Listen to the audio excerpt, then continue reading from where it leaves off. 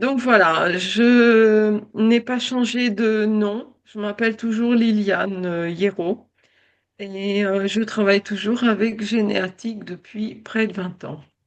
Alors, nous avons sur l'écran l'email de Géniwal et en dessous, ah oui, il y a là tout là-haut l'email du CDIP qui est important pour toutes les questions. Quand vous avez une question ou un bug ou quoi que ce soit, vous envoyez une question à fr@cdip.com. Ça, c'est le principal à se rappeler en mentionnant toujours votre numéro de licence dans le mail parce qu'ils ont besoin de savoir ça. Et tout en bas, c'est mon site web. Allons-y. Alors, j'ai repris les petites phrases que vous aviez envoyées par mail, donc remettre un peu d'ordre, etc. Avec ajouter une branche, quelques outils pratiques, surtout les nouveaux qui s'appellent les marqueurs pour cette année. Oui. Et puis un petit peu les listes parce que vous avez ça depuis longtemps, mais je ne suis pas certaine que tout le monde les utilise. Et enrichir notre arbre, ça c'est toujours très important. Alors, qu'est-ce qui se passe dans les choses? Vous avez, attendez, si je reprends, remettre un peu d'ordre. Oui, c'est ça. C'était qu'est-ce qui se passe quand on remet de l'ordre? On a plusieurs choses déjà pour commencer. Les incohérences.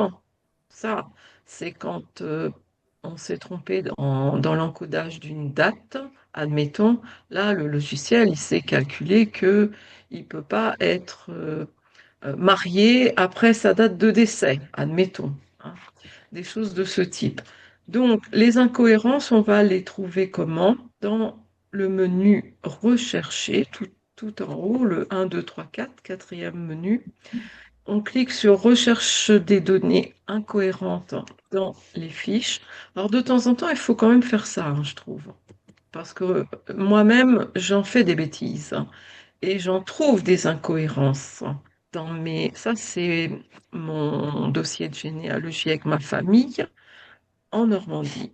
Alors, si vous regardez tout en bas, je l'ai rectifié après, hein, parce que je me suis rendu compte qu'il y avait vraiment une incohérence. J'avais en bas un point d'interrogation rouge. Et quand on C'est a vrai. ça, c'est que c'est pas bon. On a écrit quelque chose qui ne colle pas. Et puis, j'ai cliqué sur le point rouge, le point d'exclamation, pour avoir à droite, dans le menu, il y a une espèce de bloc qui arrive qui s'appelle cohérence, pour avoir la réponse. Alors, là, bon, on ne le voit pas bien parce que il est caché par, je ne sais pas si vous le voyez, mais moi, je vois pas. Mais enfin, si on descend, ici, vous voyez, il y a une ligne qui dit que dans le décès, il y a un problème de date. Parce que Mm. moi, à droite, j'ai les photos de chaque personne qui est dans la visio. Ça me cache. Donc, quand on fait ça, ben, il ne nous reste plus qu'à modifier les choses parce que on fait des bêtises, on écrit des bêtises. Alors, donc les incohérences, il peut y en avoir même beaucoup dans un dossier. Après, la deuxième chose à vérifier assez régulièrement, ce sont les doublons. Avant de vérifier les doublons, il faut toujours faire sa sauvegarde du dossier parce que le mode de recherche des doublons, c'est aussi par le menu rechercher, peut éventuellement bloquer, faire des trucs et des machins et perdre, casser un peu le dossier de généalogie. Donc il faut faire une sauvegarde avant de gérer ça. Alors ici, que voit-on? On voit, euh, j'ai sélectionné des doublons. Alors, il y en a des vrais et il y en a des faux. Alors, les faux, eh bien, si on regarde un petit peu là-haut, on voit que il y en a un, par exemple, qui s'appelait Baudouin Nicolas, et puis en dessous, il pense que le logiciel pense que c'est un doublon, et il s'appelle Augustin Philippe Nicolas, mais comme il a un même prénom, Ils se disent ça doit être ça. Mais il y a aussi une autre chose à vérifier avant de dire que c'est un vrai doublon. C'est sur la gauche, les dates. Là, mon premier, il serait né vers 1708 et le deuxième que eux proposent serait né vers 1730. Il est peu probable que ce soit un doublon, mais plutôt un homonyme. Alors par contre, le deuxième doublon qui est proposé là, c'est Bouchard, Aimé, Julie. Là, je n'ai pas de doute parce que si je regarde en plus les conjoints, bah, c'est le même. Et si je regarde les dates de naissance, je vois que sur le décès, 1858 par là. Bon, ça, c'est correct. Donc, dans ce cas-là, on coche les deux parce que quand on a à modifier un doublon, on ne coche pas qu'une seule ligne. Il faut forcément en cocher deux. Les deux qui vont être fusionnés. Ça s'appelle comme ça en bas.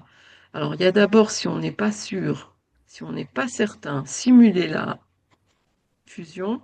Si on est certain, on y va, on fusionne.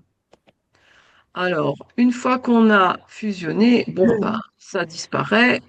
Euh, on peut faire, vous voyez que il y en avait encore toute une tripotée, il y en avait en dessous et on peut même parfois en avoir plusieurs pages des doublons.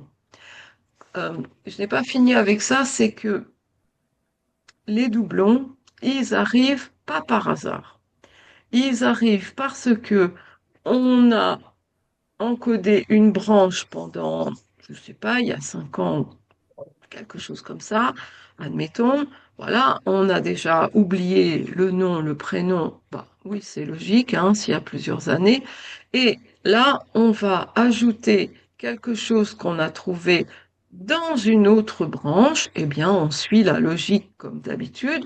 On va ajouter les parents, les grands-parents, etc. Et on le fait manuellement, petit à petit.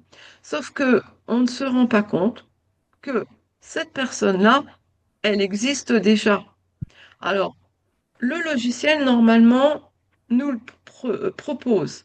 Quand on écrit le nom d'une personne et le prénom, etc., en bas, dans ce coup, il nous dit, est-ce que vous voulez créer une fiche ou est-ce que vous voulez sélectionner celui que nous vous proposons? Alors, si on fait très attention, on va vérifier, se dire, ah oui, c'est un vrai doublon ou pas, je vais le sélectionner.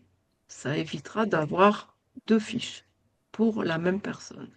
Mais machinalement, je sais bien que souvent on va vite et on clique sur la case créer.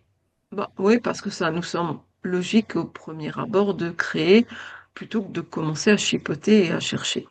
Mais en faisant créer, ça veut dire qu'on ajoute une fiche, un dossier, enfin un dossier non, on ajoute une fiche et une personne, mais qui existe déjà, c'est un doublon. Et si dans 6 mois, on fait une vérification des doublons, ben, du coup, on va devoir les fusionner. C'est comme ça qu'ils arrivent, les doublons.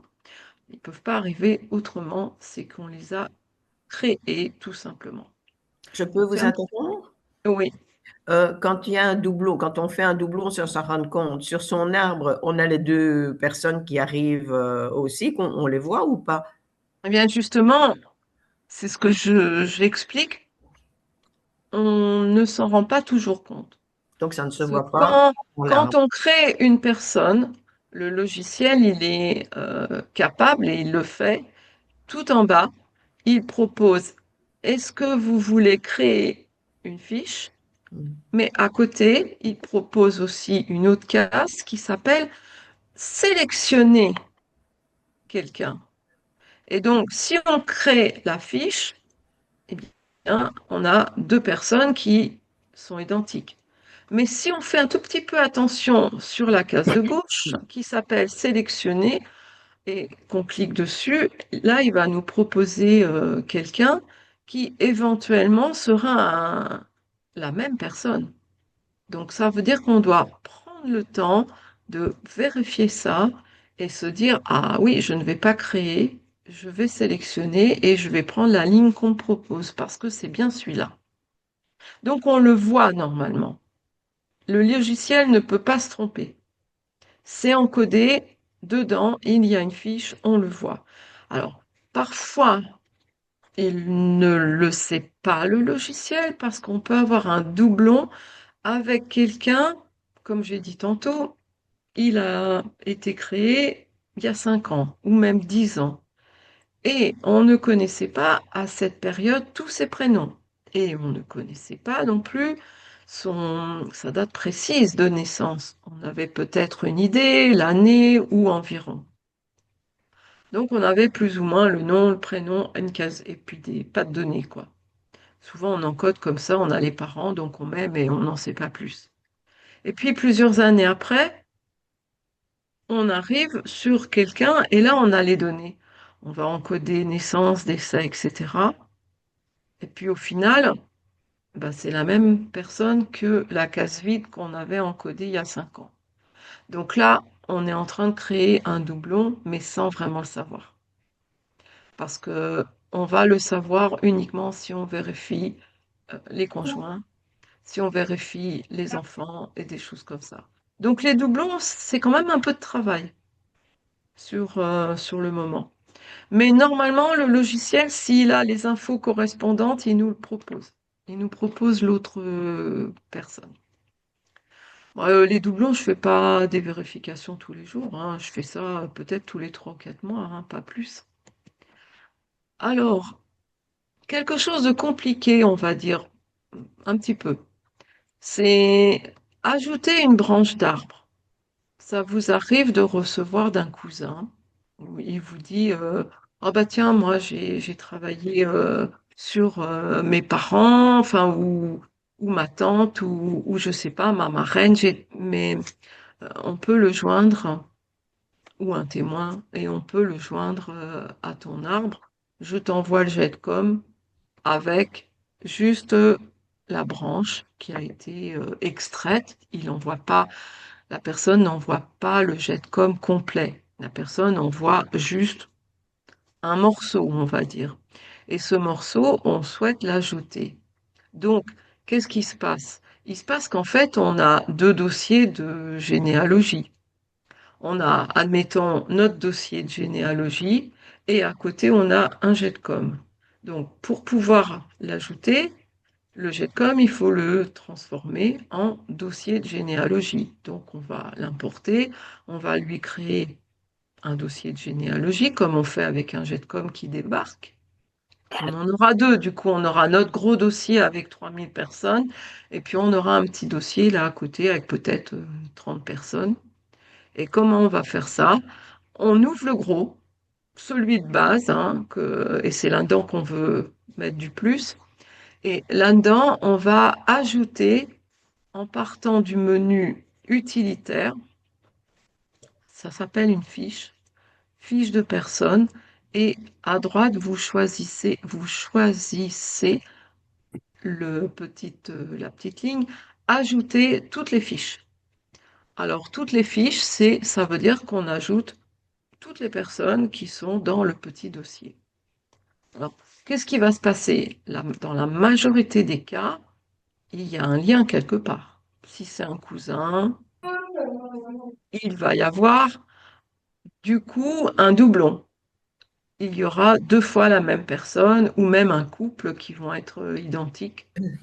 Donc, il va falloir, après qu'on aura ajouté toutes ces fiches, il faudra s'occuper des doublons, forcément pour arriver à les fusionner et que cette branche, elle arrive naturellement et à s'ajouter dans notre dossier de base. Est-ce que tout le monde a bien saisi la nuance là? Ça va? C'est difficile Parce que, un peu pardon, difficile, un petit peu difficile à comprendre. dis-moi, oui, Donc, en c'est-à-dire, fait, donc, ajouter une branche d'arbre, bon, j'ai ma généalogie avec 5-6 000 personnes, par oui, exemple. Et puis là-dedans, j'ai une branche qui concerne un petit cousin qui fait la généalogie aussi, mais qui n'a pas toutes les mêmes données que moi. oui, Donc, moi, je veux lui envoyer la branche qui le concerne lui, et pas oui. tout le reste. Donc, quand vous faites un jet de com, à Ouais, partir de vos 5000, enfin, je sais plus ouais, si c'est 5000 personnes, vous n'allez pas exporter un jet de com. Il y a un choix à faire là, à ce moment-là. Vous n'allez pas choisir complet. Vous allez choisir à partir d'une personne. Oui, Et donc, vous allez prendre comme base ben, le cousin oui, et vous allez demander son ascendance. oui, Voilà. Ça, c'est la branche que vous allez créer en Jetcom. oui. Et vous allez envoyer ce mini Jetcom à votre cousin.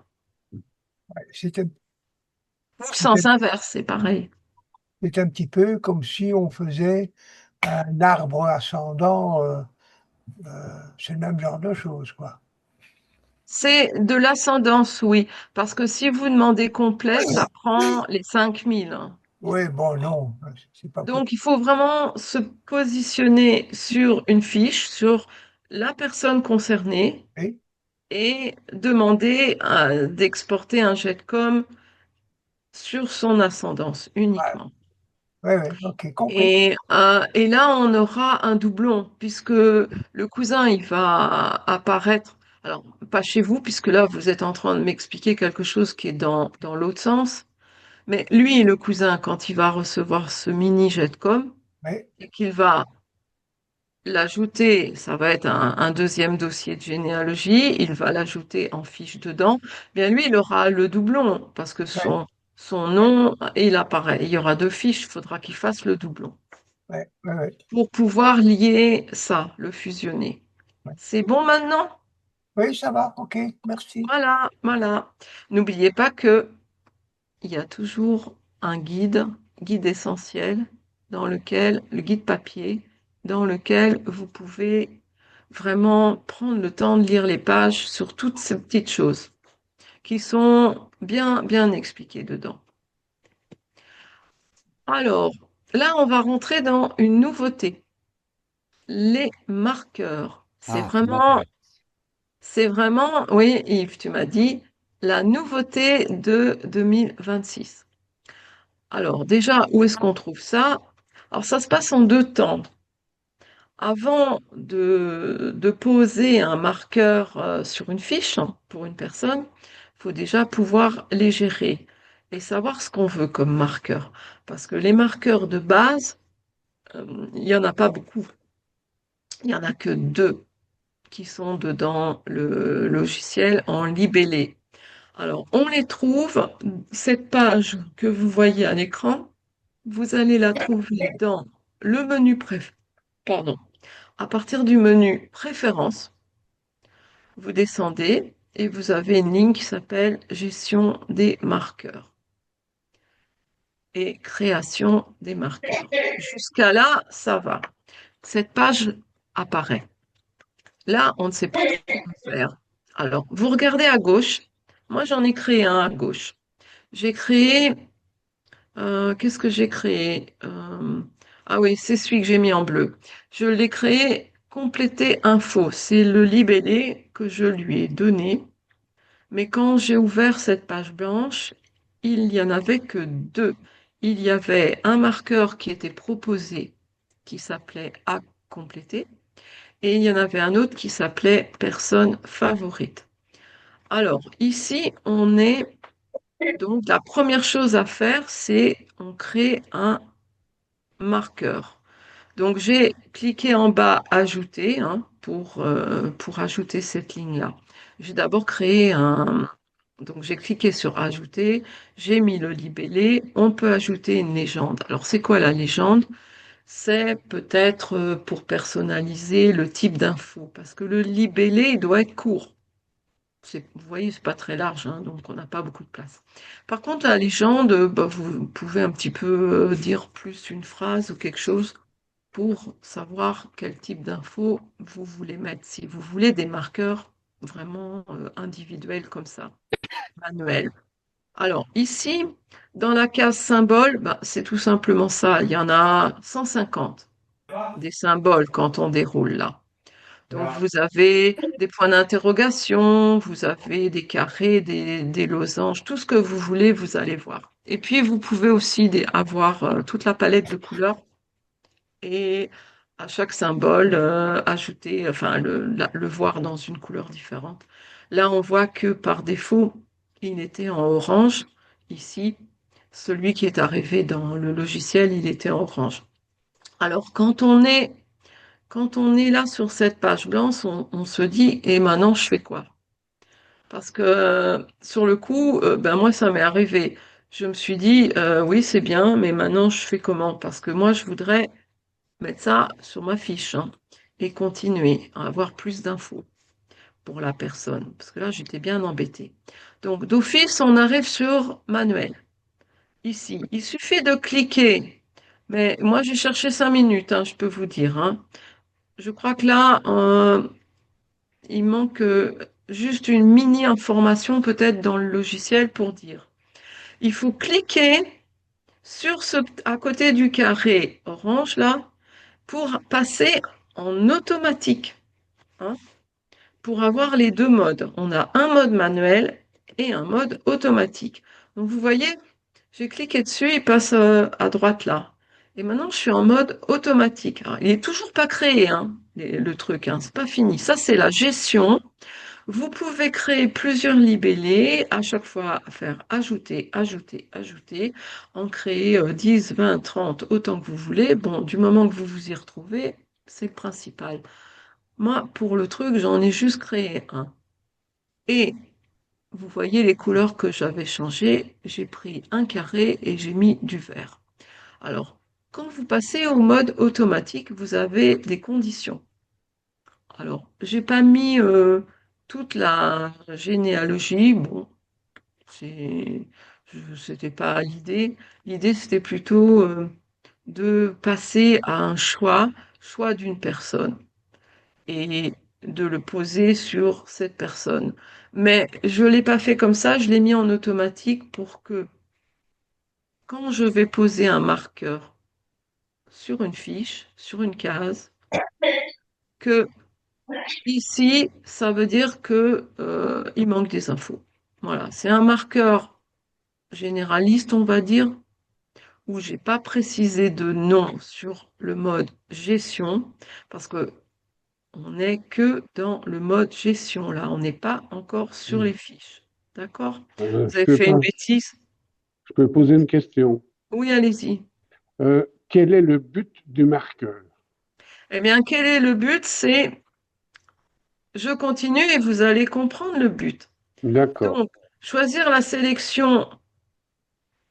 Après, on va choisir la sélection et fermer pour enregistrer ce marqueur. Fermer en bas. Vous voyez en bas à droite, on peut fermer. Alors, donc, si je prends cette gestion, d'abord, on gère et on crée les marqueurs. On a soit un mode manuel, soit un mode automatique. Et on avance. Qu'est-ce qui se passe ici? Moi, je voudrais maintenant, une fois que je les ai créés dans la gestion, j'ai créé plusieurs, admettons, plusieurs marqueurs, types de marqueurs. J'ai réfléchi avant que souvent j'ai besoin de savoir ça, ça ou ça. Bah, par exemple, quelqu'un, euh, je l'ai ajouté. Le but, c'est j'ai ajouté, une personne, une mère, un père, machin, mais je suis pas sûre. Je suis pas sûre du tout. Ça semble être un homonyme. Je suis pas sûre que celui, en tout cas, qui s'appelle Jean, Jean machin truc, je ne suis pas sûre que ce soit vraiment celui-là. Il est né en 1855, mais je ne suis pas sûre. J'ai trouvé ça. Allez, je vais dire la vérité. J'ai trouvé ces dates sur Généanet, mais il faudra quand même vérifier. Donc voilà, le but du marqueur, c'est ça. C'est que sur le coup, on a trouvé quelqu'un, une info, un truc, vite, on l'encode. Mais là, j'ai pas 3 heures pour commencer à tout vérifier dans les archives. Donc, qu'est-ce que je fais? Je pose un marqueur sur la personne, sur la case, donc la fiche que je dois vérifier. Et pour rajouter un marqueur, puisque je les ai déjà créés de l'autre côté dans la gestion, j'arrive ici sur l'onglet, parce que quand on est sur Essentiel, on ne les voit pas, les marqueurs à poser, hein. Ils sont créés, mais on ne les voit pas. Il faut aller sur l'onglet complet. Donc, c'est le deuxième. Et quand on est sur l'onglet complet, il y a une ligne ici en bas, à droite, qui s'appelle marqueur. Et quand je clique sur le blanc, on me donne le choix de choisir sur ceux que j'ai créés, sur les marqueurs qui sont créés. Donc, moi, je sais que j'en ai créé un qui s'appelle à compléter. Donc, je vais choisir de mettre ça, de cliquer là-dessus, il va être là-dedans. Et pour cette personne-là, même si je reviens dans 2 mois, quand je vais rechercher les marqueurs à compléter, j'aurai une liste et je pourrai travailler, aller dans les archives et là, éventuellement, trouver les bonnes infos et l'acte et puis enlever le marqueur. Parce qu'une fois qu'on a travaillé sur la fiche, on enlève le marqueur parce que le travail est fait. Donc, ça sert à ça. Est-ce que Mhm. ça vous va comme réponse? Oui, ça permet effectivement donc de mieux gérer le travail futur. Voilà, parce qu'on n'a pas toujours le temps quand on trouve les informations sous la main, on est chez quelqu'un ou moi bah, j'ai autre chose à faire, donc souvent quand je vais sur Généanet pour ma famille, je passe un quart d'heure, une demi-heure vite fait pour encoder, puis je me dis je reviendrai aller dans les archives. Mais parfois on a oublié. Et puis on n'a pas eu le temps, il s'est passé des événements, et moi je me rends compte que parfois je reviens que 2 mois après dedans. Donc voilà, les marqueurs, ouais, les marqueurs, ça sert à ça. Ah, alors comment on va les retrouver? Parce que le tout est que quand on revient 2 mois après, on se rappelle des choses. Et comment on fait? Alors j'avance. Donc ici on a le résultat des marqueurs. Quand on revient sur la fiche, celle qui est entourée en vert clair, là-haut, c'est toujours la même, mais j'imagine que je suis revenue 2 mois après. Ici, dans la case à droite, eh bien, il y a un marqueur. On le voit bien là qu'il y en a un et qu'il y a quelque chose à faire. Quand on a travaillé, on supprime on clique sur la croix. Alors, comment on fait pour retrouver nos marqueurs après X temps? Parce qu'on ne se souvient plus combien on a créé de marqueurs. Alors, il faut aller dans le menu Recherche de personnes. Ça, beaucoup de personnes savent ce que c'est que ce menu. C'est le deuxième menu en haut. On descend, Recherche de personnes, je crois que c'est la première ligne, et on choisit Autre recherche. Et dans Autre recherche, là, il y a les marqueurs. Et là, on va recevoir une liste de tous les marqueurs que l'on a créés. Et quand on clique sur admettons, j'y vais, je vais dans recherche de personnes, je fais autre recherche, j'ai mes marqueurs et je vois à compléter. Je clique sur à compléter et à droite, j'aurai peut-être 15 personnes qui vont arriver, des lignes comme ça, avec des noms. C'est toutes mes personnes à qui j'ai donné un marqueur à compléter. On clique dessus, on l'ouvre et on peut commencer à travailler. Donc, c'est vraiment un travail en plusieurs étapes. La première étape, c'est la création, ça s'appelle la gestion des marqueurs. Donc la création, donc on réfléchit un petit peu à ce qui nous semble le plus cohérent pour nous, parce que chacun n'a pas tous la même compréhension. Donc on va créer des titres, des libellés, qui pour moi auront un sens, et pour m'y retrouver pendant 10 ans. On pourra même les modifier hein, si on veut. Mais donc la première chose, première étape, c'est je crée mes marqueurs. Et la deuxième étape, c'est je les attache, on va dire, je les ajoute dans une fiche. Et la troisième étape, c'est ben, tous les mois ou quand on en a envie ou qu'on attend, on va faire la recherche de personnes, rechercher les marqueurs pour travailler dedans. Donc, moi, je dis 3 étapes. C'est bon? Yves, tu as pris le coup? Oui, oui, oui, Yves, oui. c'est Merci. bon, ça roule? Ça roule. Ça va. Je verrai ça à l'autopsie. À l'autopsie, voilà. Puis-je poser une question? Oui. Est-ce que il est possible qu'un marqueur apparaisse sur la case? Oui, oui, je l'ai pas. Vous avez tout à fait raison.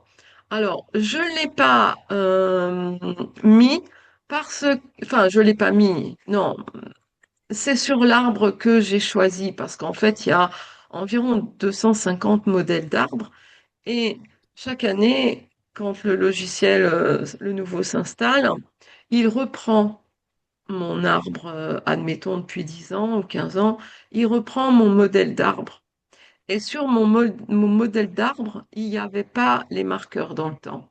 Mais normalement, ici en haut, là, à peu près au milieu, il y aura soit un petit rond, un machin rouge ou vert ou bleu, machin. Il y aura les marqueurs pour la version 2026. Si on veut appliquer l'arbre avec la vision des marqueurs, il faut aller le modifier.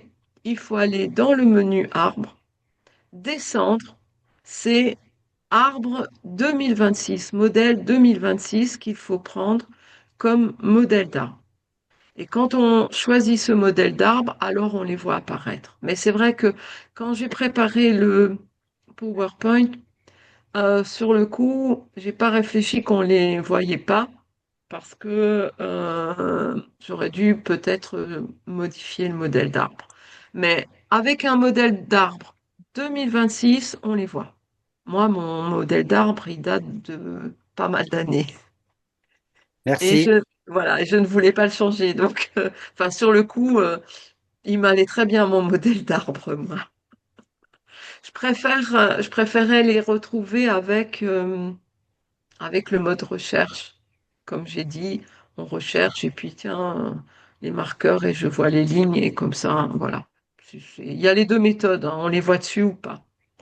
Parce que je pensais Alors, à un marqueur qui me paraîtrait intéressant, c'est par exemple tous les soldats morts à la guerre de 14. oui, ah Mhm. oui, oui, Très ça se bien. fait très bien, ça, comme marqueur. Il y en a tout plein. Il y a des personnes. Moi, j'ai vu aussi les filles pour la France, les fiches matricules, des personnes qui se disent je vais ajouter des fiches matricules, je vais faire un marqueur pour dire que celui-là il y a droit et qu'il faut que j'aille le chercher parce que les fiches matricules on doit aller les chercher sur les sites ailleurs, etc. Alors j'ai mis ici, on est toujours sur ces marqueurs euh, une vidéo sur, bon, vous n'êtes pas obligé de recopier les chiffres là de cette adresse, mais Monsieur Le Rebourg a expliqué les marqueurs il y a environ 5 mois.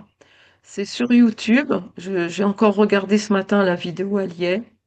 Et la vidéo, elle s'appelle Conférence de présentation génétique 2026. C'est quand le logiciel est sorti.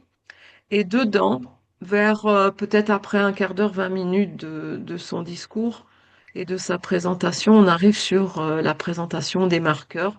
Donc lui aussi donne une bonne présentation là-dessus. Bon, à sa façon, il dit peut-être pas exactement les mêmes phrases et les mêmes choses que moi, mais voilà, à sa compréhension. Dans le bas, on Donc doit n'hésitez pas avoir besoin de quoi pour faire euh, quelque chose. allez sur C'est YouTube Oui, pour consulter les vidéos de on Généatique n'a pas entendu 2026. Je coupe coupe ton micro. Alors, nous arrivons après les marqueurs dans ce qu'on appelle les projets, dans le menu Documents, qui est déroulé ici. Si on regarde là-haut, on va voir que ça s'appelle tout le premier cadre comme ça. Ils appellent ça gestion de projet. Alors, on a plein de possibilités dans les projets. On a la possibilité de créer des listes ascendantes. Donc, pour monter, ça veut dire qu'on doit quand même partir d'une personne vers le qui est en bas. Sinon, on n'aura rien. La liste descendante, ça va être l'inverse, hein. On peut, par exemple, partir d'un arrière-grand-père ou encore plus haut et demander la liste descendante pour savoir voilà, toute sa descendance. Ça peut être intéressant, surtout dans une cousinade, des choses comme ça.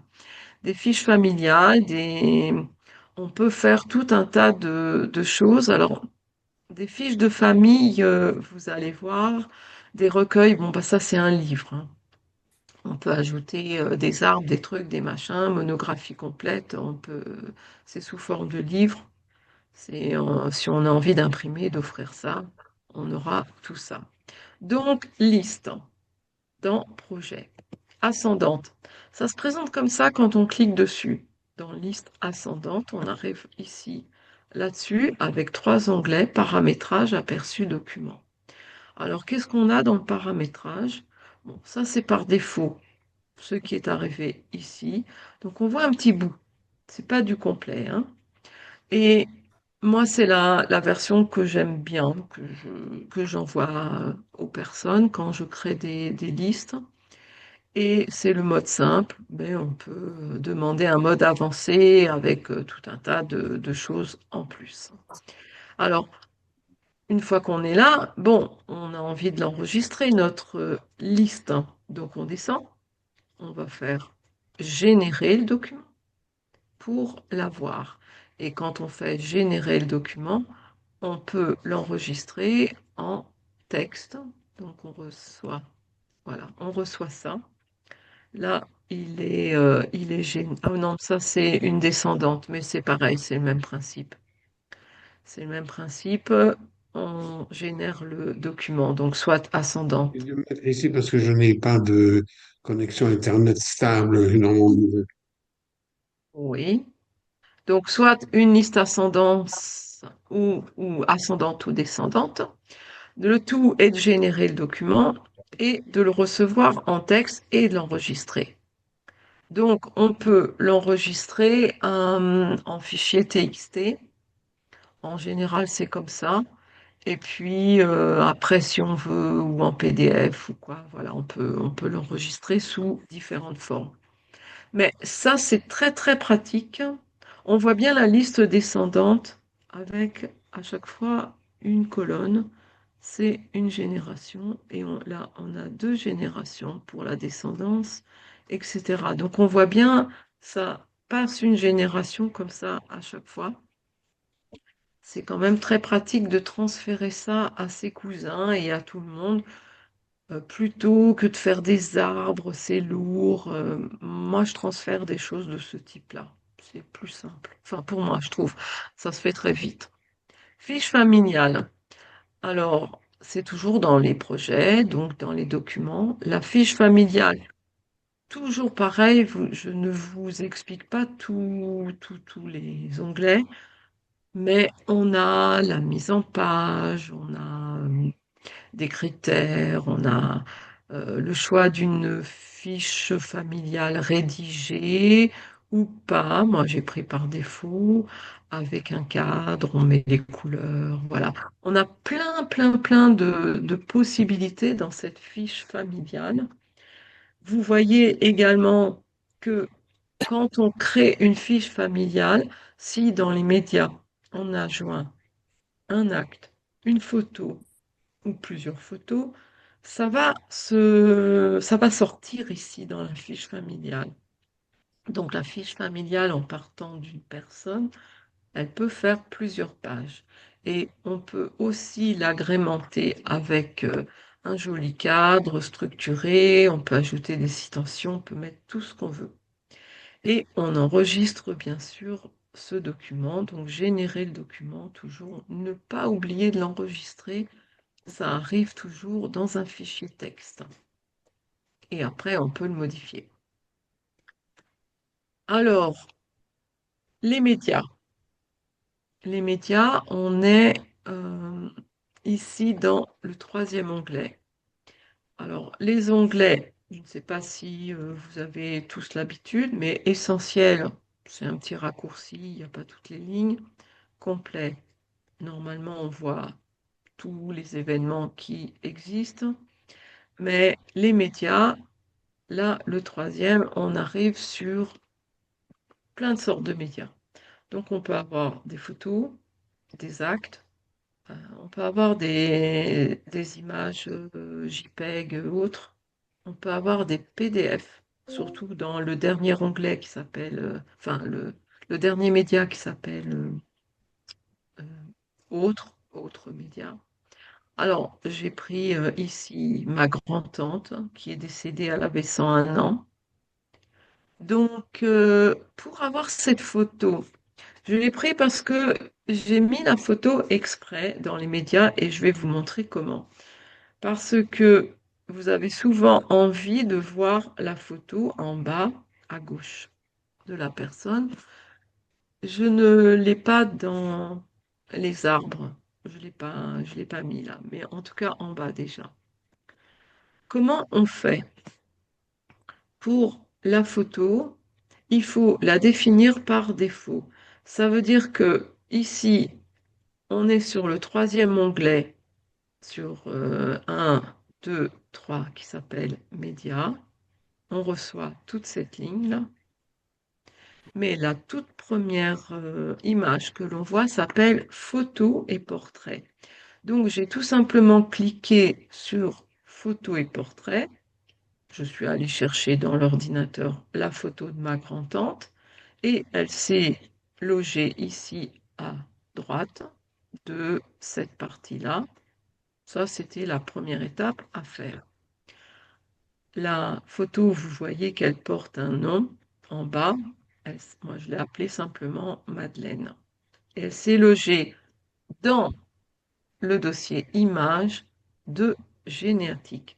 Attention, vous avez été chercher l'image dans un disque dur, dans votre ordinateur, peu importe, vous êtes allé la chercher. Vous avez fait monter cette photo ici dans le Généatique. Donc Généatique va créer une copie de cette image ou du document. Il va créer une copie qu'il va mettre forcément dans le dossier image. Le dossier image, ici on voit l'événement, il est dans le dossier image. Et quand il fait ça, le Généatique crée une vignette aussi. Donc, allez, on va dire que ça alourdit les choses, mais de toute façon, votre image, elle n'est pas touchée. Elle est dans votre disque dur ou votre clé, elle est ailleurs, hein, votre image originale. Mais ici, ça va d'office dans le dossier image, sinon on ne pourrait pas la gérer dans le Généatique. Alors, pour voir la photo de Madeleine à gauche dans la zone d'encodage, hein, la zone de saisie, pour voir cette photo, il faut quand même faire quelque chose. C'est-à-dire qu'il ne suffisait pas que je la fasse monter par le biais d'un média, il fallait en plus que je la définisse ici. Donc j'ai clic de droit. C'est pas évident parce que sur le coup, on ne sait pas comment faire. On a la photo, mais on ne va pas plus loin. Quand on est sur la photo, on fait clic de droit. Et là, vous voyez à l'écran, on a plusieurs choix. Donc là, j'ai choisi définir comme image par défaut. Et c'est ça qui a permis que cette image, même si je mets d'autres photos de la personne, d'autres images, c'est celle-là, elle a une petite étoile jaune, elle est l'image par défaut et c'est celle-là qui va rester en tête sur la zone de saisie, on va dire, d'encodage. Donc ça, c'est des petits détails. Alors après, on est toujours dans les médias. Bon, là, on voit un peu mieux une autre fiche, là, où là, j'avais pas mal de choses. Ici, j'ai pas de photo. C'est un peu plus ancien, peut-être. Enfin, faudra que je vérifie. Mais j'avais mis un acte à l'époque. Il faut dire aussi que mon arbre familial, mon dossier, là, il date de certainement plus de 15 ans. Et qu'au début, j'étais pas spécialement douée pour classer les choses au bon endroit.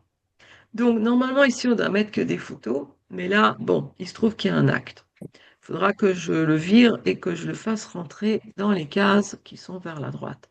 Alors, qu'est-ce qu'on nous propose par défaut? On nous propose soit d'ajouter des photos, soit d'ajouter un acte de naissance, baptême, soit d'ajouter un acte de mariage ou divorce. Pourquoi pas un contrat de mariage, moi je dirais.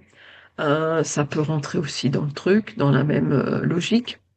Un acte de décès. J'ai même été jusqu'à ajouter des photos de cimetière, des choses comme ça. Et autre événement, alors les autres événements, là, c'est comme vous voulez, hein. Vous pouvez ajouter ce que vous voulez.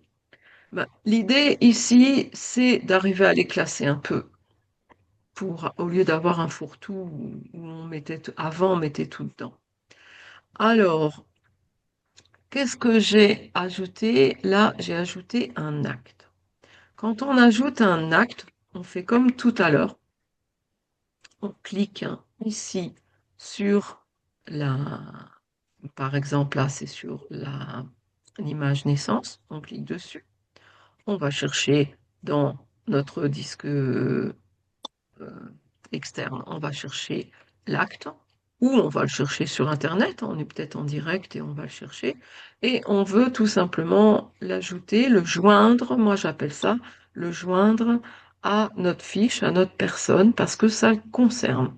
Donc, quand on a la photo de l'acte qui arrive, automatiquement, il y a ce petit menu-là qui s'ouvre. Il s'ouvre tout de suite avec l'aperçu de l'image qui arrive là à gauche. Et on doit l'associer à un événement, parce que c'est un document qui, logiquement, doit être associé. À droite, dans le choix d'un événement, on peut, là-dedans, soit trouver dans la liste déroulante les naissances, les mariages, les décès, etc. On peut trouver les événements, les divorces et tout. Si ça ne nous suffit pas, en dessous, on peut, à la place de ça, alors on va plutôt créer un événement et choisir dans la liste des événements. Et puis, si ça ne nous convient pas encore, eh bien, on va choisir le troisième point qui est la création et on va, dans le libellé, là, donner un titre de ce document qui, éventuellement, le mode événement comme ça n'existe pas encore. Alors après, en bas, ce qu'il faut faire, c'est toujours enregistrer. On descend sur le milieu. On ne fait pas que enregistrer, hein. On fait enregistrer et éditer l'événement. Ce qui va faire qu'on va pouvoir encoder plein d'infos. Alors, ouais, je ne l'ai pas mis parce que c'est à peu près le même formulaire, mais en plus large, avec tout plein de cases où on peut ajouter les témoins, etc. Mais donc, un événement, quand on fait ça, il va s'enregistrer, on peut l'éditer et il va être joint, associé à notre fiche. Et il va se loger en bas et il y restera, sauf si un jour on n'en veut plus, qu'on veut en mettre d'autres à la place, on peut toujours les supprimer. À ce moment-là, on se positionne sur la photo, sur l'image qui est en bas, on clique de droit, on fait supprimer, mais on peut aussi, à gauche, tout à fait à gauche, vous avez deux petites flèches qui vont vers le bas. Là, si on clique vers le bas, on a une poubelle. Donc, quand on veut supprimer une image qui ne nous convient pas ou qui n'est pas au bon endroit, on descend là et on le met à la trappe, hein, à la corbeille.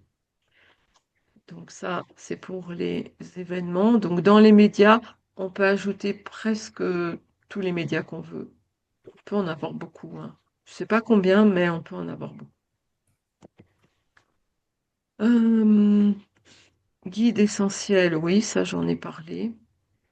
Je ne sais pas si vous avez des questions sur ça, sur pas mal de choses. Qu'est-ce qu'on fait? On reprend. Et vous avez des questions particulières?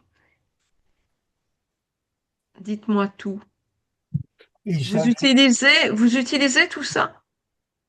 c'est- moi, j'ai encore les guides, mais ce sont des vieux. Donc, je suppose que si je prends la version 26, Là, il faut le guide je vais 26. pouvoir avoir la version papier du guide de 26. Il faut avoir le guide 26. Oui, Voilà. parce que le guide change pas complètement, mais quand même chaque année, il y a des modifications dans les menus. Ça change de place, tout ça. Et il y a des ajouts, des nouveautés qui arrivent, comme les marqueurs. Vous les trouvez dans ce guide-là, mais les marqueurs, vous n'allez pas les trouver dans le guide de 2025, par exemple. Ça n'existait pas. Et vous avez deux sortes de guides, parce que ici, ce sont les paramètres de base, chaque année, qui reprennent une grosse partie de ce qui existait déjà avant. Mais vous avez aussi, depuis 3 ans environ, un guide avancé, et là, c'est pour les paramètres avancés. Alors, les paramètres avancés, vous avez l'IA.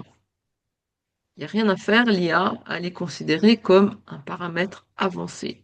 Donc, on va le voir je ne sais pas si c'est le mois prochain ou quoi, on verra comment on fait ça, mais on va le voir dans la session. Parce que l'IA, ça fait déjà partie des paramètres avancés. Créer un arbre et le préparer, c'est aussi dans la préparation avancée. Voilà, c'est vraiment expert. Les événements dont on a parlé tantôt, vous avez tous les événements par défaut, c'est-à-dire une naissance, un baptême, un divorce, tout ça, etc.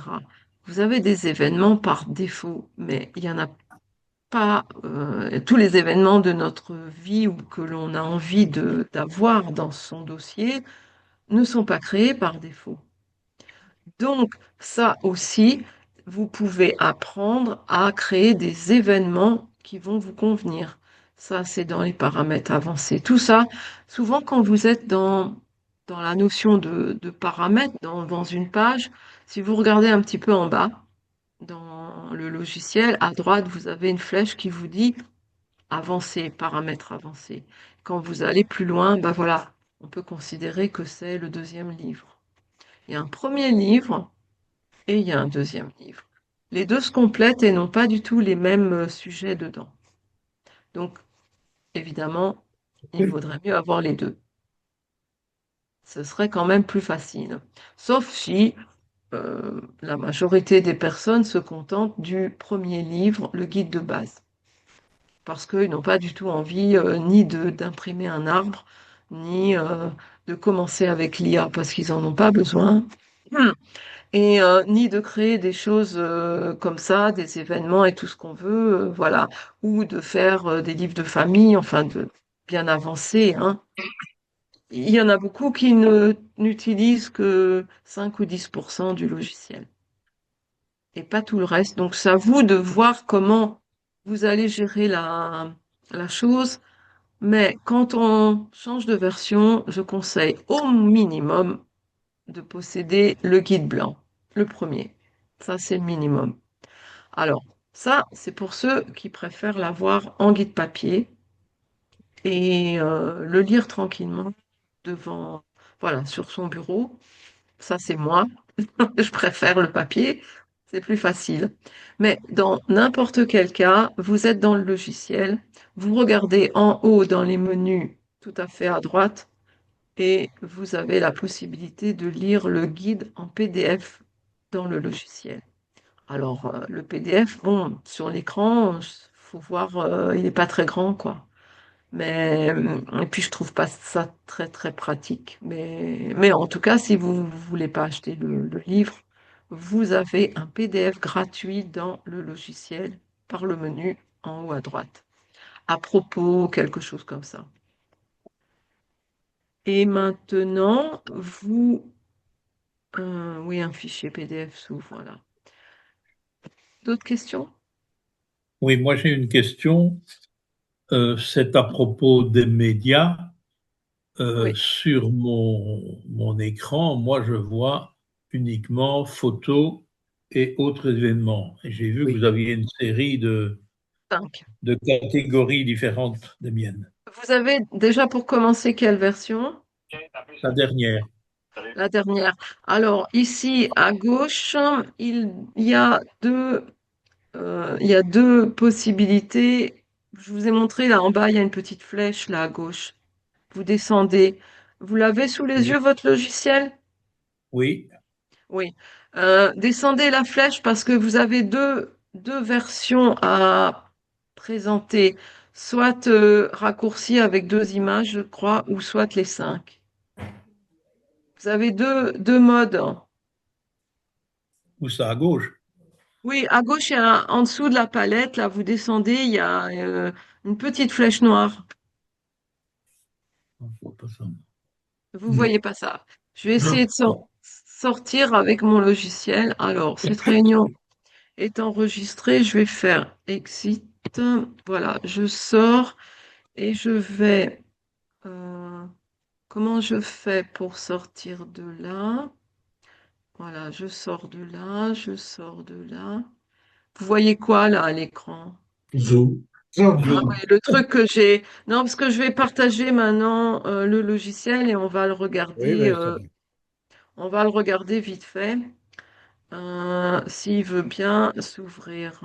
Est-ce que vous voyez le généatique s'ouvrir là? Oui, Oui, oui, Oui, oui. c'est oui. en train de Oui. s'ouvrir. Donc le mode partage continue de fonctionner.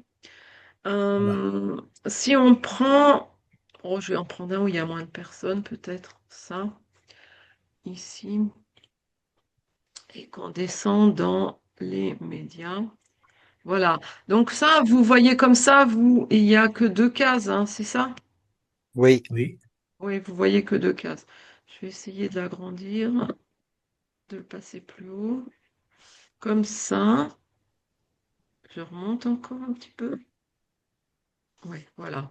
Alors, je pense que c'est ça. Pourquoi il dit voir Ah, en ça va, deux? j'ai vu les flèches. J'ai autre option. Vous avez trouvé? Autre option, c'est ça? Ça vous donne quoi? Non. Plein Bon, mais écran. est-ce qu'il ne faut pas aller dans l'affichage, Liliane? Dans l'affichage, t'es où là? Tout en haut à droite. Dans le Mais menu parce que principal en haut. le problème, c'est que je suis, Utilitaire. je vois pas tout l'écran. Il y a Non, des alors, morceaux attends. qui Non, qui c'est pas sont là. pas.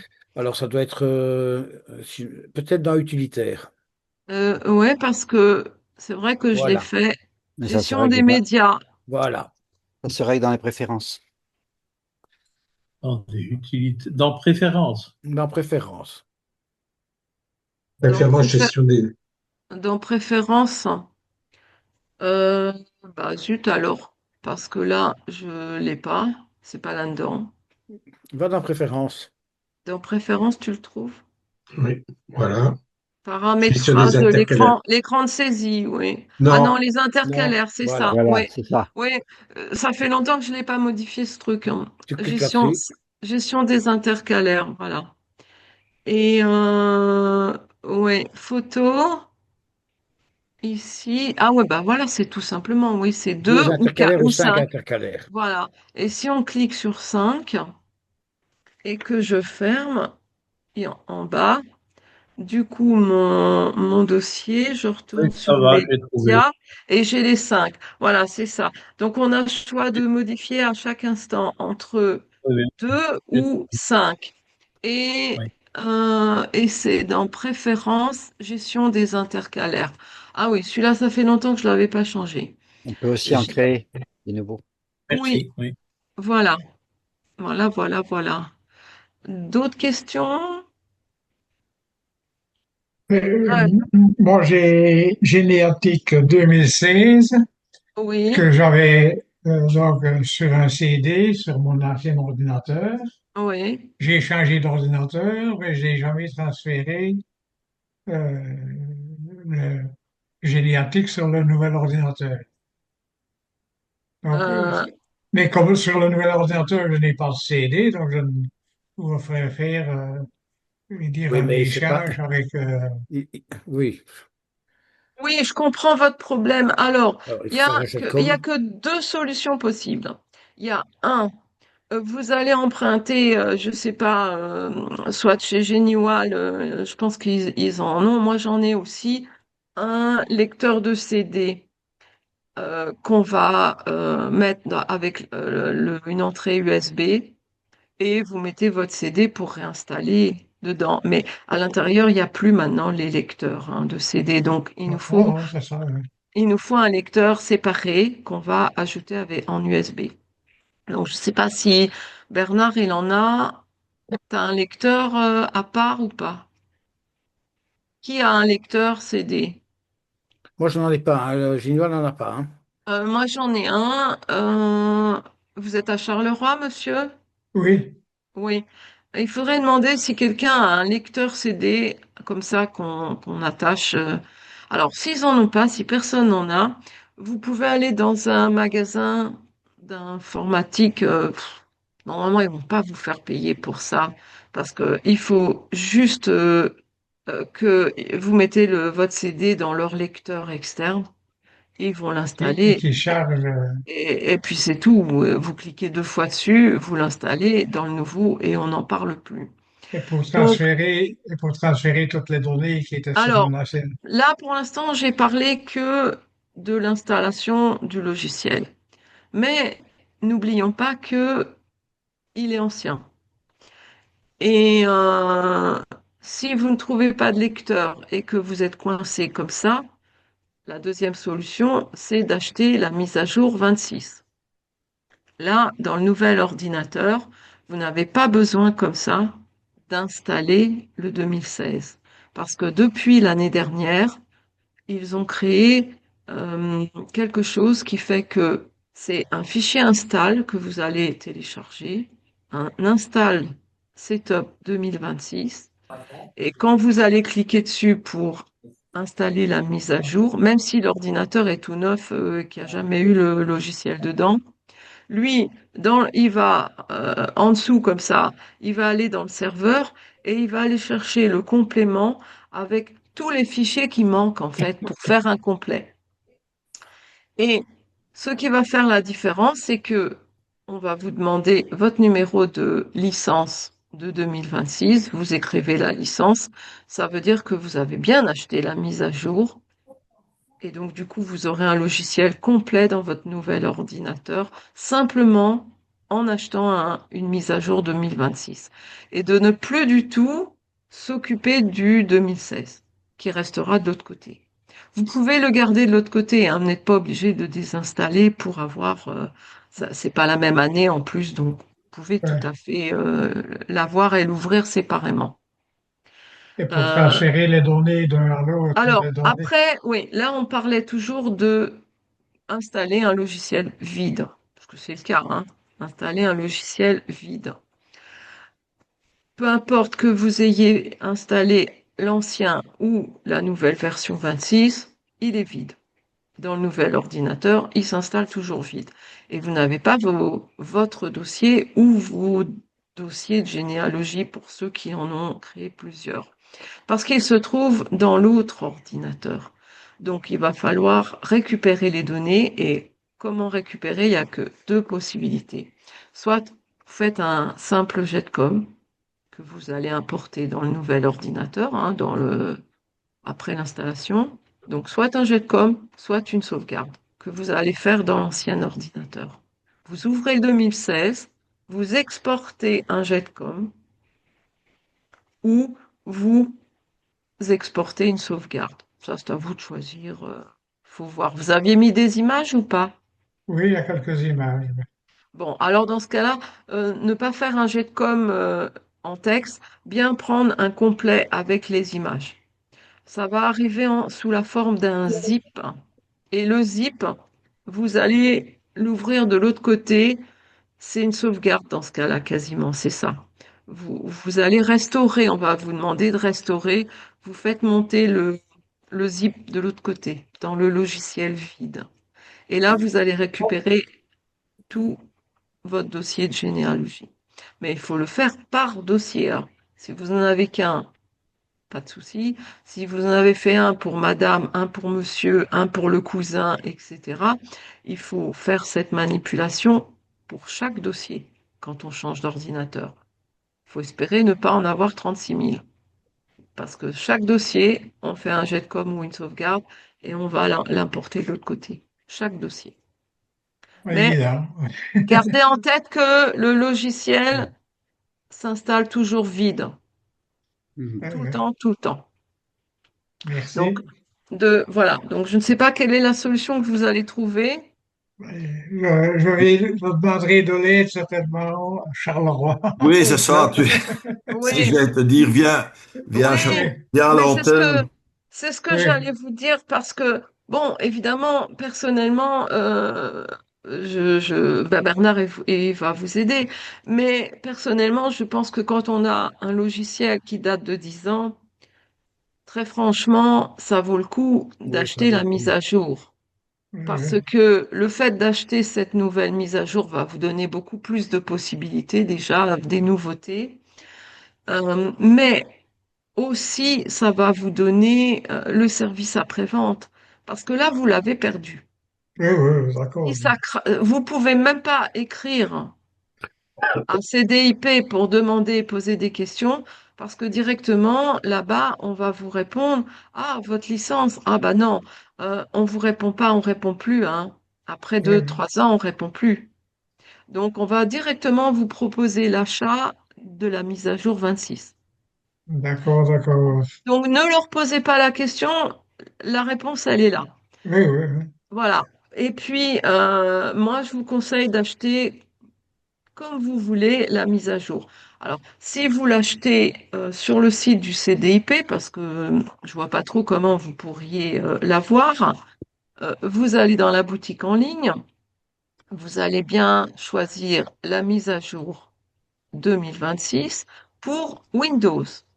Parce que maintenant, faites attention, il existe aussi le logiciel pour Mac. Oh, Max, Donc, on va pas se tromper quand on achète, hein. Maintenant, on doit choisir entre l'un ou l'autre.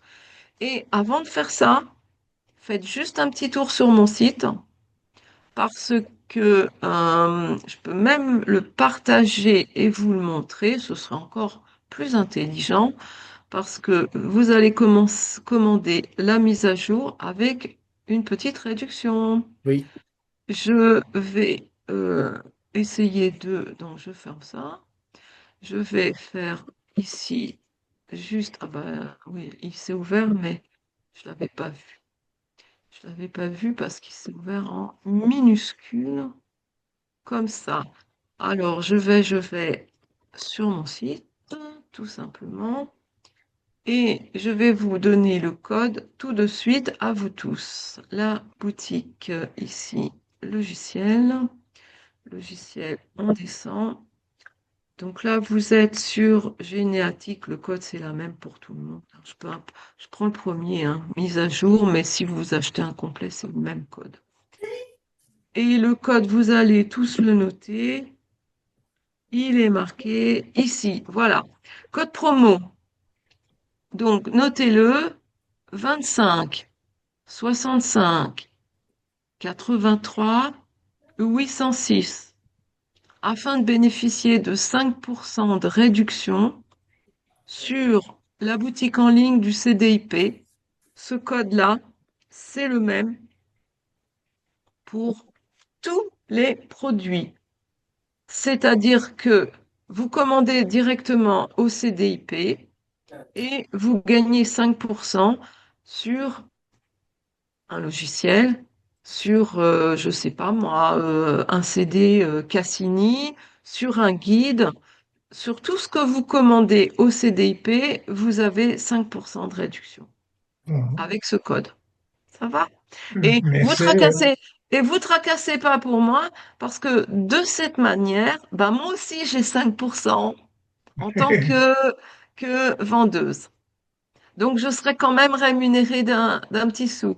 Je crois que je demanderai à Bernard pour voir l'opportunité d'aller Oui, sur tu lui. Oui, place. Je crois que. voilà. Donc vous pouvez tous le faire tous les jours, passer des commandes. Moi, je serai super contente. Ah ouais, merci. OK. Merci bien. Voilà. Euh, Liliane, il y a une chose qu'il faut quand même dire avec la version sur Mac. Oui. Elle n'est pas installable sur une tablette. Ben non. Non, Ben mais je te le non, dis. Je te le parce dis. que une tablette, c'est considéré comme un Oui, GSM oui, et mais que C'est de quand l'Android.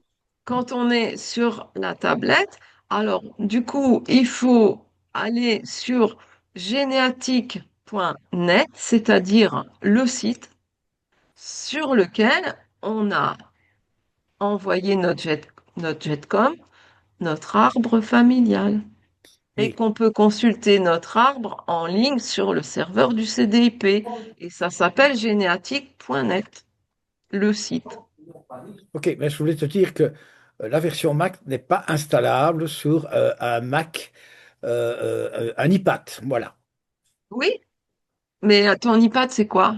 Mais l'iPad, bah, écoute, c'est une tablette de Ah, Macintosh, c'est une quoi. tablette. C'est une tablette. Bah oui, Oui, non, mais non, elle n'est mais pas. Non, mais on a eu la blague, il y a une personne qui l'a commandé, elle l'a installé, et bon, elle n'a pas pu le mettre.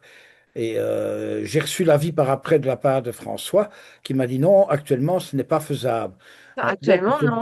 il faut bien parler ordinateur et pas tablette. Oui, oui, je parle toujours d'ordinateur, c'est vrai. Très important. Ordinateur Mac et pas tablette. Parce que on a le même problème avec Windows, hein.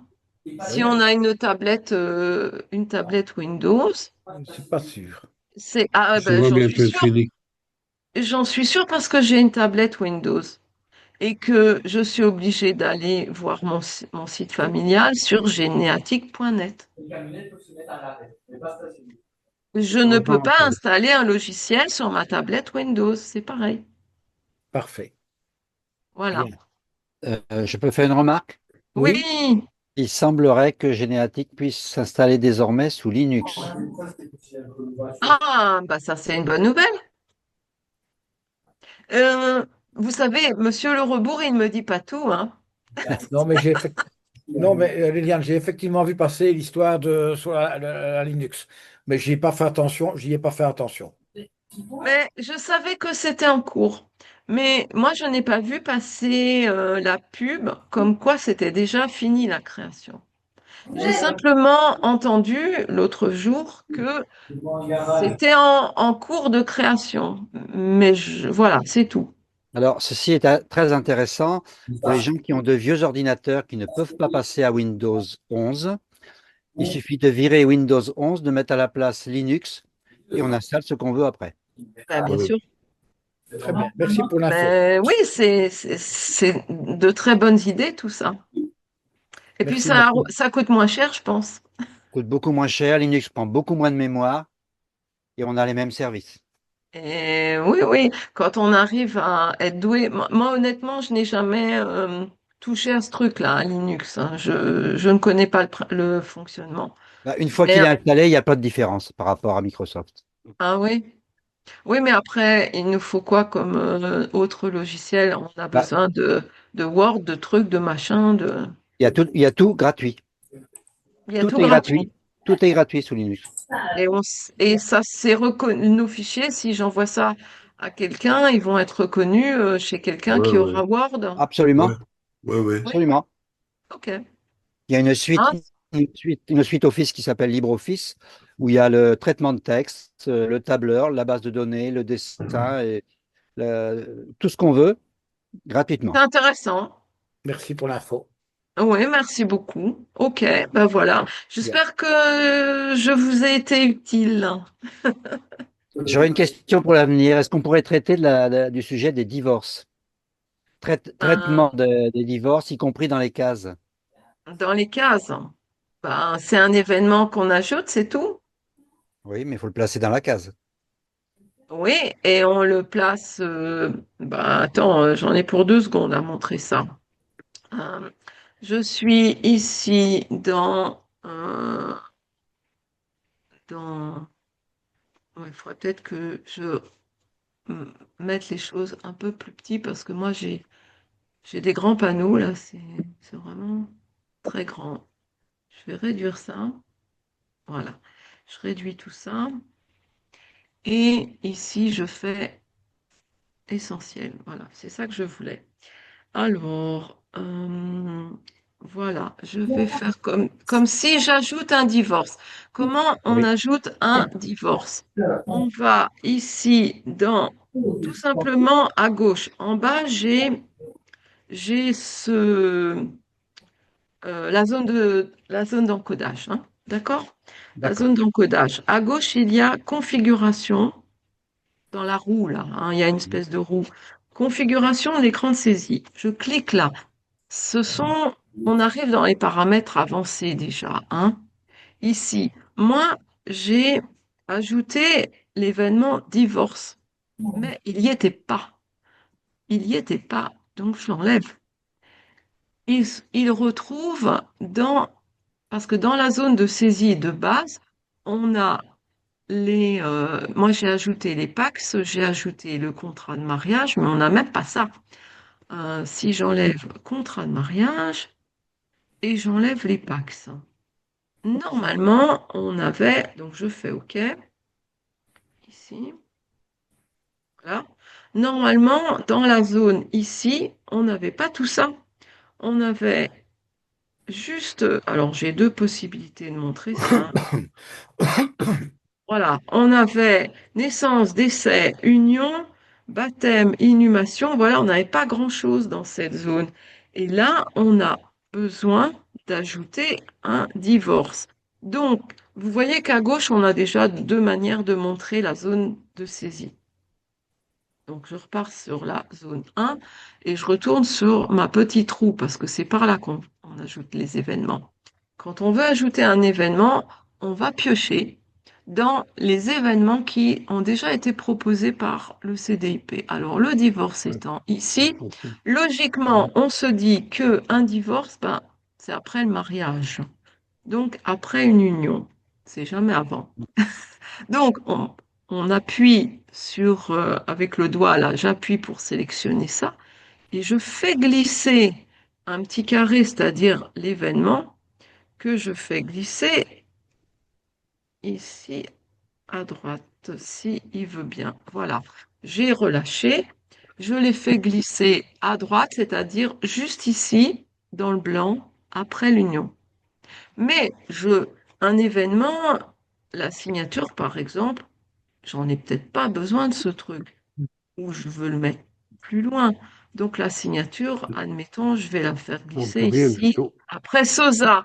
Donc voilà, les événements, on peut les faire glisser comme on veut, soit par défaut, on les a, Tu il n'entends nous manque rien. des choses, et on prend décoration, on prend concubinage, on prend...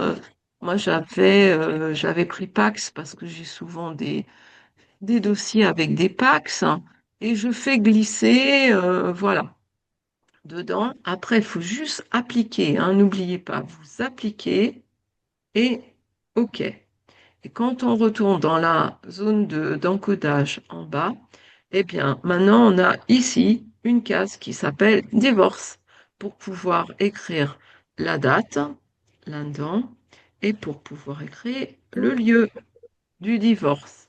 D'accord? D'accord. Et là, je retourne sur l'arbre. Comme ça, oui. Là, je ne sais plus pourquoi il est passé en noir, moi, mais bon, j'ai dû toucher encore à un truc qu'il ne fallait pas. Donc voilà. Ça C'est va? bon pour la réponse? T'as bien joué? Oui, mais il manque la moitié de la réponse. Comment je fais apparaître la date du divorce dans la case Dans sur la l'arbre? case? Sur l'arbre. Ici, eh bien, on écrit la date Non, 14. non, non, mais sur l'arbre. Ah, sur l'arbre. Sur l'arbre. Ah bah oui, sur l'arbre, je ne l'ai pas. Je ne l'ai pas mis. Et je ne le vois jamais parce que c'est pas le type d'arbre que j'ai prévu. Alors ici à gauche, qu'est-ce que j'ai? Euh, c'est plutôt là. Paramètres de l'arbre. Voilà. Alors, qu'est-ce qu'on a comme possibilité? Afficher paramètres avancés du modèle d'arbre. Ben, je vais toujours cliquer là-dedans pour voir ce que l'on peut ajouter. Et on a peut-être des tas de choses. On peut ajouter, reproduire, alignement. On a surtout des présentations là-dedans. Case maquette. Ah bah oui, c'est ça, c'est une case maquette. Donc, il faut ajouter une case maquette ici. Donc, ça veut dire qu'on est déjà dans le niveau expert là. Attention, Ouais. hein. D'accord, ouais. C'est le niveau avancé. Donc, les cases maquettes, vous voyez, c'est un truc comme ça qu'on va devoir ajouter, faire glisser vers le bas, qu'on voudra peut-être en dessous du mariage. Voilà, il faut ajouter une case maquette qui s'appellera divorce. D'accord. Donc là, ça demande déjà un petit peu plus de Ouais. travail. Prendre le bouquin qui est le vert, là, le guide avancé, commencer un peu à bien comprendre les cases maquettes, parce que toutes les infos qui se trouvent dans nos fiches, là, dans nos cases, ça s'appelle une case maquette. Encore, on leur donne des noms, hein. On dit une fiche, on dit une case et une case maquette quand on veut la modifier. Voilà, ça va? Merci. Bon, bah, je crois qu'on va terminer là. Si Oui, Yves est d'accord. merci. Merci beaucoup. Merci Liliane. Alors, la prochaine séance, c'est le mois d'avril, c'est le 14, c'est pas ça? Oui, si tu le dis, oui, sûrement. Oui, mais je le dis. Regardez toujours votre lettre d'information, hein, parce que c'est 14, oui. le 14, hein. C'est bien le 14, oui. Donc, on parlera. Alors, j'ai aussi vu, Liliane, qu'ils avaient fait une modification avec l'IA sur le programme. Ils ont envoyé une mise à jour il y a 4-5 jours, parce que, bon, il faut reconnaître que il y a des avancées fulgurantes avec cette histoire d'IA. Et bon, je pense qu'il faudra qu'on en discute quand on Tu aura un peu penses plus que d'éléments.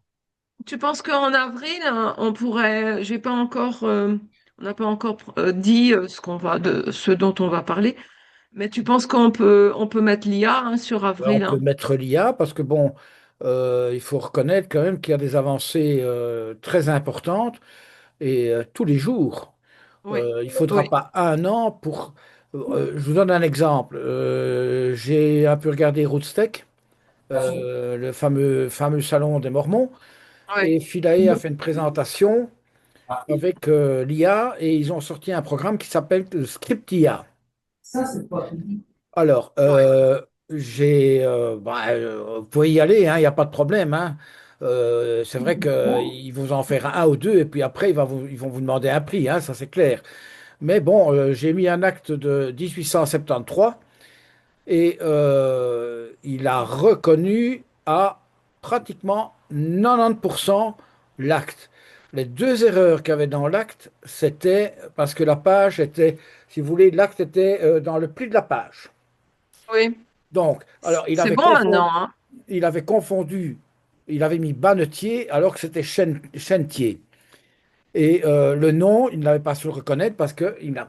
Mais bon, il est clair que c'est quelque chose qui va déménager dans quelques mois, hein. Oui, Maintenant. oui. Je vais m'informer de tout ça alors Ben oui, informe-toi si tu veux bien. pendant le mois pour préparer l'IA et parce que bon, comme j'ai dit tantôt, je ne sais pas, moi je ne suis pas dans les petits papiers pas trop souvent en tout cas. Quand je les croise en salon, j'ai l'occasion de discuter, mais avec Monsieur Le Rebourg, mais sinon je ne leur parle pas comme ça, hein, je téléphone pas chez eux.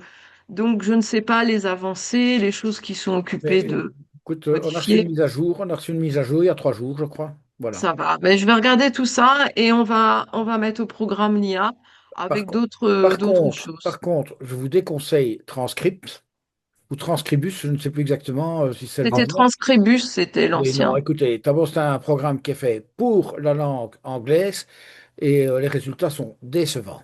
Ah ouais. Ouais, ouais. D'accord? Donc, ok, on va faire l'IA et on verra ensemble, Yves, qu'est-ce qu'on va proposer Oui, d'autre. ok, pas de problème. Mais on se voit samedi, hein, Liliane, Ben oui, c'est vrai qu'on se voit samedi à Courtrai au Family chez Kun de Family Kun Vlaanderen, de hein. Blanderen, c'est Oui, le congrès là. oui. Ok. Est-il On aura possible de voir l'occasion de faire les vidéos en replay, s'il vous plaît? Est-ce que c'est possible? les vidéos avec. En Les replay, tiennes là. Alors, normalement, si toi bien, si j'ai bien enregistré, je pourrais vous la faire, je pourrais la faire parvenir. d'accord. Ça D'accord? va. Bon, je vais fermer ton partage. Oui. Alors, supprimer, attends, on va partager. C'est fini. Voilà. Merci. Voilà, non, voilà. Merci. Arrêtez Bonne soirée. l'enregistrement. Je vais arrêter l'enregistrement et je mettrai, comment dire, je mettrai l'enregistrement. Apparemment, il est enregistré. D'accord. Donc, ça va? Merci beaucoup. Bonne soirée. Merci. Et ce sera un MP4 Et bon, il faudra que vous l'installiez. Alors, D'accord. merci à vous tous. Oui, attendez, Rendez-vous au 14 avril, ouais, d'accord? Merci beaucoup. Et au attendez, plaisir de vous revoir. Et n'hésitez pas à envoyer un mail avec vos questions. Merci. Merci beaucoup. Bonsoir à tout le monde. Merci, bonsoir à tous. Bonsoir, Bonsoir. Bonsoir à tous. Bonsoir, Ivan. Bonsoir à tout le bonsoir. monde. Bonsoir. Merci Bonne soirée. Liliane. Bonsoir. Merci. À bientôt. bientôt. Moi, Bientôt. j'espère avoir l'enregistrement également. Je suppose Oui, qu'il. mais écoute, écoute, je ne sais pas encore comment je vais faire. C'est un MP4. Je le mettrai peut-être bien sur le site, mais ça, bon, écoute, je dois réfléchir à la question, quoi. Bon, Ok. alors, moi, je vais arrêter l'enregistrement et il va de toute façon m'envoyer un Il est MP4. arrêté, hein, là, de toute façon, il me semble, non? Quoi J'ai dit? vu qu'il était arrêté, non? Non, il enregistre toujours. Ah oui, oui, Rec, je vois Il fait là-haut qu'il record. Tu enregistre. vois, il Bon, fait allez, record. bonsoir. Merci Bonsoir. beaucoup. À la prochaine Bonsoir fois. À et bientôt. Bonsoir. Au bon, revoir. et bon travail.